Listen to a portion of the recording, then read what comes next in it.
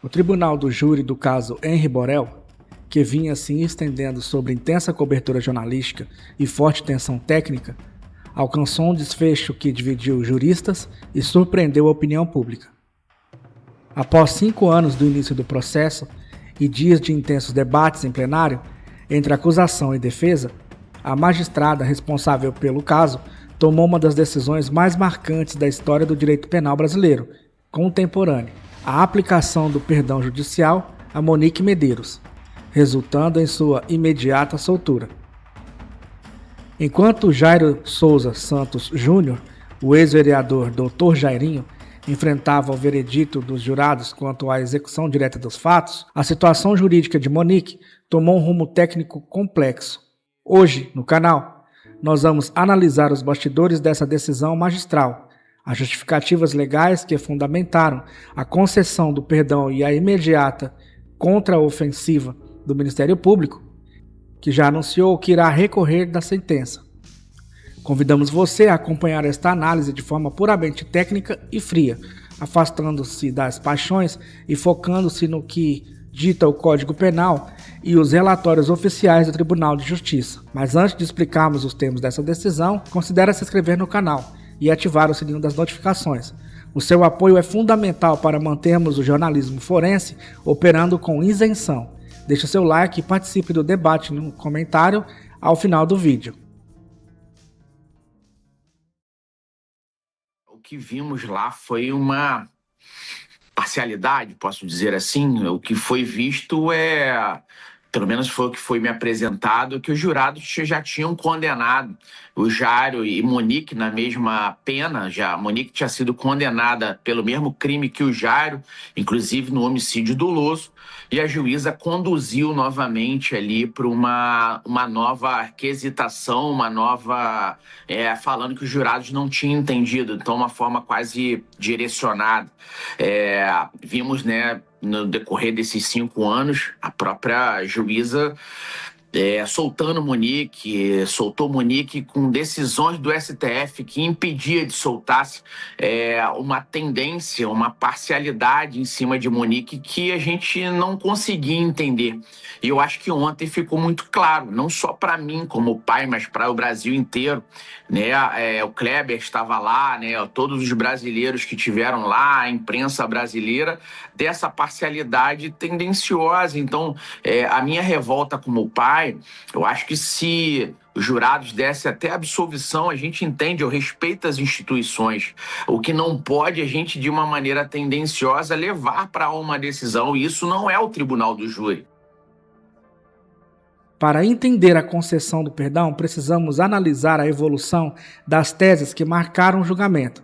Inicialmente denunciada por homicídio por omissão, a acusação sustentava que Monique Medeiros tinha o dever legal de agir para proteger o filho de 4 anos e que sua conduta havia sido de convivência em troca de uma estabilidade financeira proporcionada pelo relacionamento com o co-réu. No entanto, as sessões de depoimento do 2º Tribunal do Júri da capital evidenciaram uma profunda quebra nessa narrativa. Durante o debate, frases marcantes pontuaram o embate entre as defesas. A defesa técnica de Monique concentrou seus esforços em demonstrar por meio de laudos psicológicos e mensagens recuperadas pelo Ministério Público que a ré vivia sobre um regime de severo cárcere privado, emocional e ameaças veladas por parte de Jairo. As testemunhas de defesa relataram em plenário o comportamento controlador do ex-vereador desenhado pelo corpo de jurados e pela magistrada, o perfil de uma mulher sob dependência psicológica e medo extremo. A estratégia buscou o enquadramento na tese de coação moral irresistível, prevista no artigo 22 do Código Penal, onde o indivíduo comete um ato ou se omite por não possuir condições psíquicas de restringir a força ou a ameaça externa exercida pelo coautor. Vamos recorrer, saímos de lá falando que vamos recorrer, estamos pensando até da própria suspeição do que vimos ali, o próprio Ministério Público com a gente viu como uma aberração jurídica. O que vimos ali é a Monique ser condenada na mesma proporção, nos mesmos crimes do Jairo, e ali na sala fechada, na sala secreta, a juíza novamente quesitar, levando os jurados até, posso falar, até que para um próprio erro. Ao proferir a sentença final que encerrou o julgamento, a juíza, presidente do tribunal de júri, acolheu parcialmente os argumentos tecidos pela defesa. A aplicação do perdão judicial é um instituto jurídico previsto no ordenamento penal em que o magistrado, apesar de reconhecer a existência do fato e o nexo da causalidade, decide por não aplicar a pena ao réu. Na fundamentação da decisão, a magistrada destacou que as consequências do crime e a perda do filho geraram em Monique Medeiros um sofrimento de tal magnitude e severidade que a aplicação de uma pena privativa de liberdade de longo prazo se tornaria desnecessária e desproporcional. A sentença levou em conta o sofrimento intrínseco e o colapso emocional definitivo da genitora diante da tragédia que marcou a família Borel. Imediatamente após a assinatura da sentença absolutória por perdão judicial, os alvarás de solturas foram expedidos eletronicamente. Monique Medeiros deixou o complexo penitenciário de Jericinó, em Bangu, nas primeiras horas da decisão, sendo recebida por seus advogados familiares sob forte esquema de segurança para evitar incidentes com a imprensa e populares. Apesar da soltura imediata, o desfecho está longe de ser considerado definitivo no âmbito jurídico. O Ministério Público do Estado do Rio de Janeiro manifestou-se de forma veemente logo após a publicação da sentença em plenário, classificando a decisão como contrária à evidência dos autos, anunciando que ingressará com um recurso de apelação perante o Tribunal de Justiça. Os promotores de justiça que atuaram no caso Henri Borel argumentaram que o perdão judicial foi aplicado de forma equivocada pela magistrada. A tese da acusação aponta que as provas técnicas acolhidas ao longo da investigação, incluindo as mensagens de texto trocadas com a babá semanas antes do crime, comprovam que Monique possuía plena ciência das agressões continuadas e, mesmo assim, optou por manter silêncio institucional. O Ministério Público buscará anular a sentença de perdão na segunda instância, visando submeter a réu a um novo julgamento técnico ou a reforma da direta decisão. Obrigado, Estevão, também. Ótima quinta-feira para quem nos acompanha. Obrigado, Leniel, pela entrevista. Sei que deve estar sendo um dia pesado, né? Porque a decisão saiu durante a madrugada e também tem toda a carga emocional nesse momento. Obrigado pela oportunidade de falar aqui com a CNN.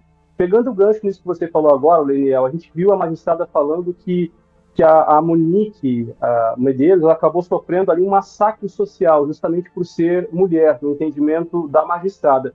O senhor acredita que esse fator foi determinante para que os jurados determinassem ali, né, julgassem pela condenação do Jairo e uma pena de pouco mais de 1 ano para a Monique? Os jurados não, os jurados fizeram a parte deles. Mas a magistrada, sim. A magistrada, e aí volto a falar, foi diversas manifestações dela durante esse processo, soltando a Monique sem qualquer prova de agressão. Depois a SEAP fala que não foi agredida. Depois soltou, né, há 2 meses atrás, apesar de uma decisão do STF que a impedia de soltar, que Monique deveria presa. Então a parcialidade em cima da Monique sempre foi muito clara, não só para mim como pai, para toda a sociedade brasileira. Andei naquele tribunal durante esses dias e vi de pessoas que trabalham no tribunal falando da parcialidade da Monique em cima, da magistrada em cima da Monique. E aí, ainda pautar a decisão na misoginia não foi dos jurados. Quem pautou a decisão até da pena foi a própria magistrada. Então é só porque a Monique é mulher e ela é mulher também? Então porque eu sou homem, como pai, deveria ter uma pena maior? Então o Jairo já pegou 43 anos porque ele é homem? É isso que nós estamos vendo? Então, nós estamos indo para tribunais do nosso país agora falando sobre misoginia, se é homem ou é mulher. Então, se você é homem, você vai ter uma pena maior, e se for mulher, vai ter uma pena melhor. Mas esquece ali que a Monique é mãe. Ela é garantidora.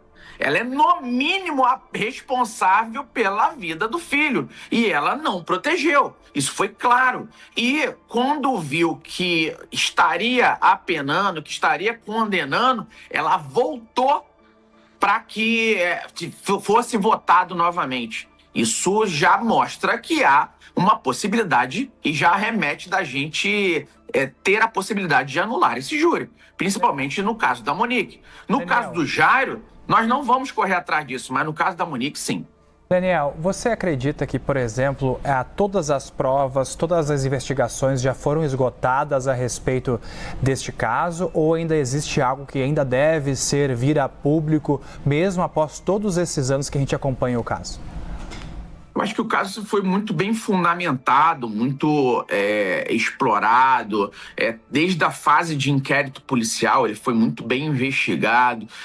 Depois tivemos as audiências com várias testemunhas, né, das audiências de instrução. Agora foi um dos júris mais longos da história do Rio de Janeiro, né? Foram mais de 20 testemunhas no total apresentados laudos, peritos técnicos. Foi talvez um dos júris com o maior número de peritos, né? Técnicos, peritos do próprio Ministério Público, peritos que a gente levou, o Jairo levou peritos, enfim, a parte das testemunhas do Jairo, a parte das minhas testemunhas do Ministério Público, testemunha da juíza. A própria juíza levou testemunhas que foram a Tereza Cristina e a Babá, e que foram humilhadas naquele júri. Quem olha lá, as testemunhas, por causa da classe social, porque são mulheres ali humildes, foram humilhadas, se saíram humilhadas daquele júri, e ainda assim a gente vê, né, uma decisão dessa monta. Eu acho que